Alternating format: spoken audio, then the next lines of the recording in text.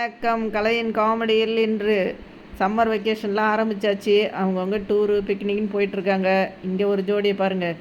ஏங்க, நம்ம ஜாலியாக இந்த லீவை என்ஜாய் பண்ண நான் ஒரு சூப்பர் ஐடியா வச்சுருக்கேங்க.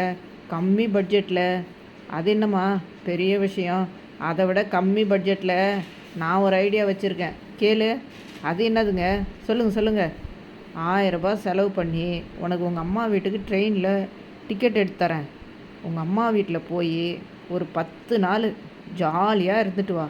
நீயும் நல்லா என்ஜாய் பண்ணு, நானும் இங்கே ஜாலியாக என்ஜாய் பண்ணுறேன். எப்படி? 2 ஃப்ரெண்ட்ஸு. டேய், நேற்று நான் ஃபோனை வீட்லேயே வச்சுட்டு போயிட்டேன்டா.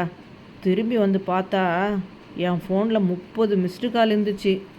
யாரா அத்தனை கால் பண்ணது? என் பாட்டி தான். ஏன், எதுக்கா? நான் வீட்லேயே ஃபோன் வச்சுட்டு போயிட்டேன்னு சொல்கிறதுக்காம். அதே போலயே 2 நண்பர்கள். ஏன்டா டல்லாக இருக்க, என்னாச்சு?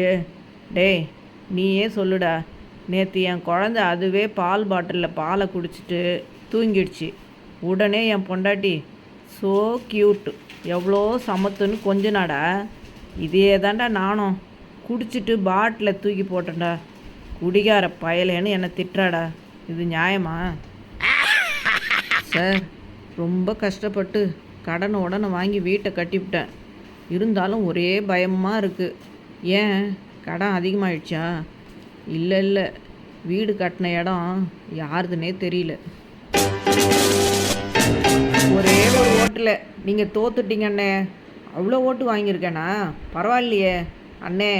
நீங்கள் வாங்கின மொத்த ஓட்டே ஒன்று தான். ஒரு கணவன் மனைவி. ஏங்க, இந்தாங்க டீ. இருங்க, சர்க்கரை போடல. எத்தனை ஸ்பூன் சர்க்கரை போட? கல்யாணம் ஆகி இத்தனை வருஷம் ஆச்சு, இன்னும் எவ்வளோ சர்க்கரை போடுறது கூட தெரியல.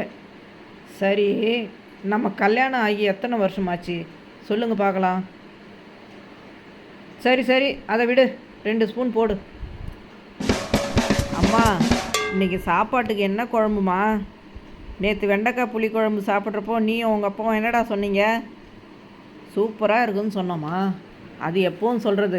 அதுக்கப்புறம் வேறு ஒன்று சொன்னீங்களே, என்ன சொன்னோம்? இவ்வளோ டேஸ்டான புளிக்குழம்பு, இதை தினம் கூட சாப்பிட்லான்னு சொன்னீங்களா இல்லையா? மா, ஒரு பேச்சுக்கு சொன்னால் அதுக்குன்னு அதையே வா.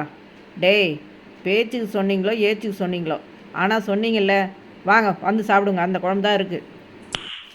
சந்தோஷமாக வாழணும்னா ஒன்று நம்மளை ராஜாவாக நினச்சி வாழணும், இல்லை எவன் ராஜாவாக இருந்தால் என்ன என்று நமக்கென்று வாழணும். அட ஆமாம்ல. சிரிச்சிட்டே இருங்க, சந்தோஷமாக இருங்க. மீண்டும் சந்திப்போம் மற்றும் சில நகைச்சுவைகளுடன் நாளை. நன்றி, வணக்கம்.